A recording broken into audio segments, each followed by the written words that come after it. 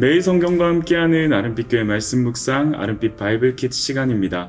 2024년 2월 29일 목요일 함께 묵상할 본문은 마가복음 7장 24절에서 37절까지의 말씀입니다. 특별히 오늘 본문에서 주목하고자 하는 말씀은 마가복음 7장 24절부터 30절까지의 말씀입니다. 예수께서 일어나사 거기를 떠나 두로 지방으로 가서 한 집에 들어가 아무도 모르게 하시려 하나 숨길 수 없더라. 이에 더러운 귀신 들린 어린 딸을 둔 여자가 예수의 소문을 듣고 곧 와서 그 발 아래에 엎드리니 그 여자는 헬라인이요 수로보니게 족속이라. 자기 딸에게서 귀신 쫓아내 주시기를 간구하거늘 예수께서 이르시되 자녀로 먼저 배불리 먹게 할지니 자녀의 떡을 취하여 개들에게 던짐이 마땅치 아니하니라.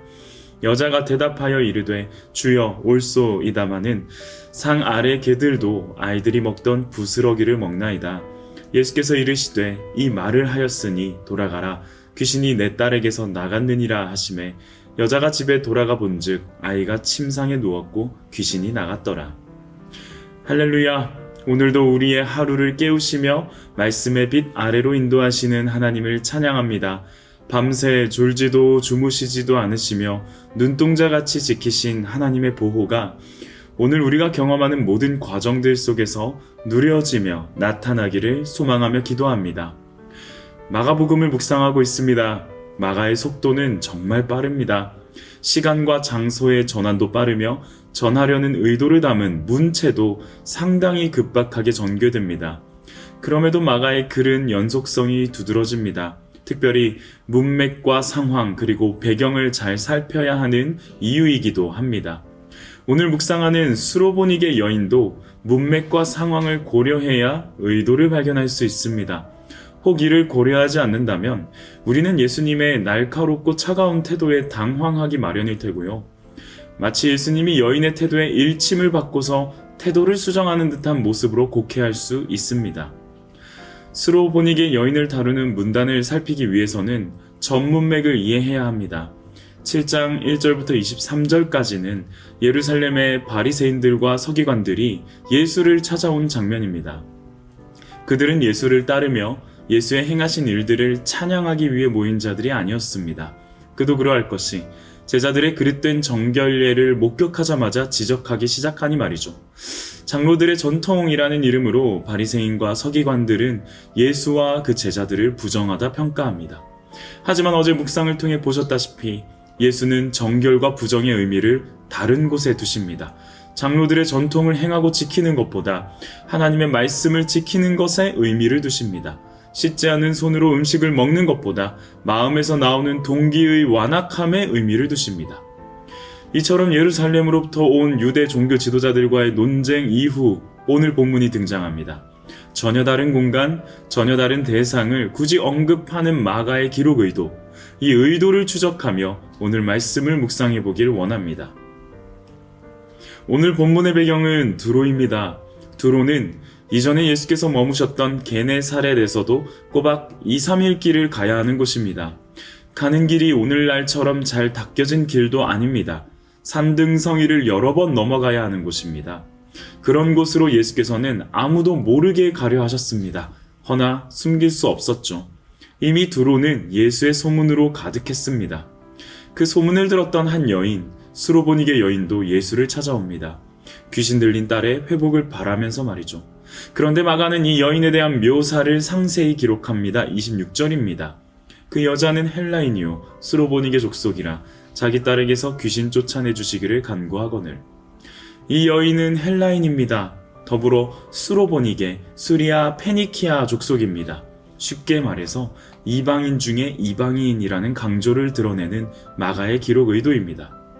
직전까지 예수님은 예루살렘 출신의 정통 유대인들을 상대했었습니다. 물론 그들은 예수의 이야기에 귀담아 듣지 않았습니다. 도리어 예수와 함께한 무리를 폄하했죠. 그리고 이어지는 장면은 예수께서 이방인 중에 이방인을 상대하는 모습입니다. 마가는 아주 짤막한 두 문단에 유대인과 이방인의 극단적 구분을 모두 담고자 했습니다. 뿐만 아니라 이 여인과 여인이 처한 상황, 그 대화의 내용은 모두 부정을 강조하는 의도로 보입니다. 우선 여인의 딸은 더러운 귀신에 들려 있습니다. 더러운 귀신 들림은 유대인들에게 있어서 영적인 부정함을 의미합니다. 또한 예수와 여인의 대화에서 예수는 유대인을 자녀로, 이방인을 개로 말씀하십니다. 이방인을 개로 평가하는 이 표현 역시 부정함을 강조하는 의도입니다. 이 여인은 유대적 관점에서 볼 때 존재와 삶 자체가 부정인 상태입니다. 이처럼 마가는 장로들의 전통에 따른 부정의 논쟁을 이방인의 부정으로 연결시킵니다. 자, 대략적인 배경과 표현의 의미가 이와 같다면 이제 예수와 여인의 대화에 주목해 보길 원합니다. 여인은 너무나도 간절합니다. 예수 앞에 엎드려 귀신 들린 딸을 구해주시길 간청합니다. 그런데 예수님의 말씀이 너무나도 매정하고 차갑습니다. 예수께서 이르시되 자녀로 먼저 배불리 먹게 할지니 자녀의 떡을 취하여 개들에게 던짐이 마땅치 아니하니라.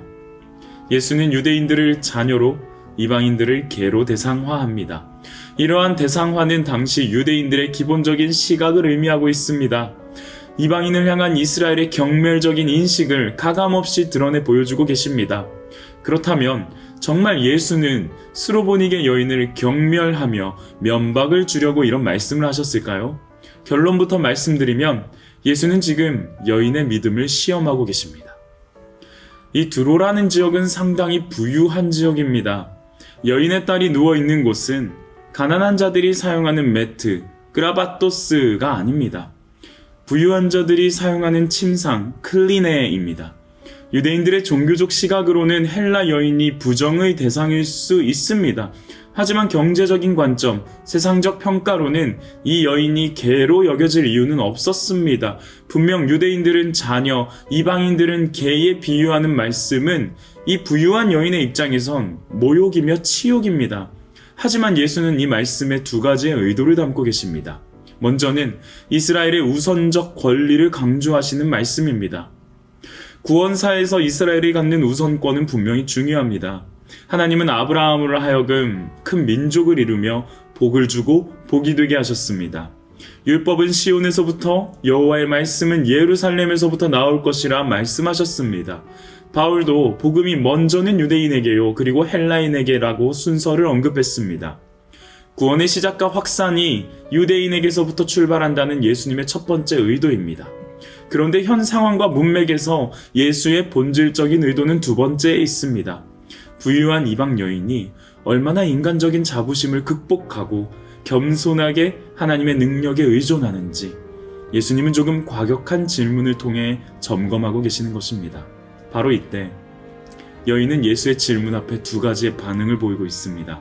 먼저는 위치 파악입니다. 주여, 올소이다. 여인은 자기와 딸을 포함한 이방인을 개라고 부르는 모욕을 받아들입니다. 구원이 필요한 여인에게는 호칭이, 자존심이 중요하지 않습니다. 물에 빠진 사람이 살기 위해서 발버둥 치는 모습은 결코 점잖을 수 없는 것처럼 말이죠. 그런데 여인은 이 겸손한 수긍에서 멈추지 않습니다. 그녀는 은혜의 여지를 갈망합니다. 개들도 아이들이 먹던 부스러기를 먹나이다. 이스라엘이 우선적으로 취할 복을 자신에게 달라는 요청이 아닙니다. 이방인인 자신이 유대인이 받을 복을 조금이라도 누릴 수 있도록 그 은혜의 여지를 기대합니다. 여인은 자신의 위치를 명확히 인정하면서 자비를 얻을 수 있는 여지를 파고듭니다. 그리고 이 여인의 믿음은 예수의 의도에 정확히 부합했습니다. 예수는 여인에게 귀신이 아이에게서 나갔으니 돌아가라고 말씀하십니다. 사랑하는 아름빛 교회 성도님들과 청년들 그리고 청소년 지체 여러분, 오늘 말씀을 처음 대했던 저의 마음은 살짝 불편함이었습니다. 그런데 그 불편함은 다시 생각해보면 저의 주제를 파악하지 못함이었습니다. 헬라인이요 수로보니게라 표현된 이방인 중에 이방인은 저 역시 피할 수 없는 신분입니다. 은혜의 여지조차 허락될 수 없는 저의 모습입니다. 부스러기에 노출될 수도 없는 위치입니다. 그런데 하나님의 구원 계획은 유대인에게만이 아니라 헬라인, 이방인을 포함하고 있었습니다. 그 구원의 자리로 우리를 이끄시고 인도하시는 하나님의 전적 주권과 은혜가 있었습니다. 이를 망각하고 있었기에 불편함을 느꼈던 것입니다. 은혜는 받을 자격이 없는 자가 누리게 되는 특권이요 선물입니다. 저와 여러분은 그 은혜의 특권을 누리고 있는 사람들입니다. 어제 문맥과 연결지어 볼 때 예루살렘 출신의 유대인들은 예수로부터의 은혜를 거절합니다. 그러나 이방인 중에 이방인 스로보닉의 여인은 예수로부터의 은혜를 사모합니다. 먼저 된 자가 나중되며 나중된 자가 먼저 되는 모습을 이 문맥을 통하여 우리는 묵상하게 됩니다. 마가는 자신의 수신자들에게 지금도 은혜의 감격을 느끼고 있는지 점검하며 요청합니다. 서로가 자신의 위치를 잘 파악하고 인정할 수 있도록 요청합니다. 유대인과 헬라인이 함께 어우러지는 초대교회 공동체를 향하여 마가는 요청합니다. 하나님의 은혜를 향한 갈망과 감격은 유대와 이방 모두에게 필요하다는 사실을요. 오늘도 죄인 중에 괴수에게 허락하신 하나님의 사랑과 은혜에 감격하는 하루가 됩시다.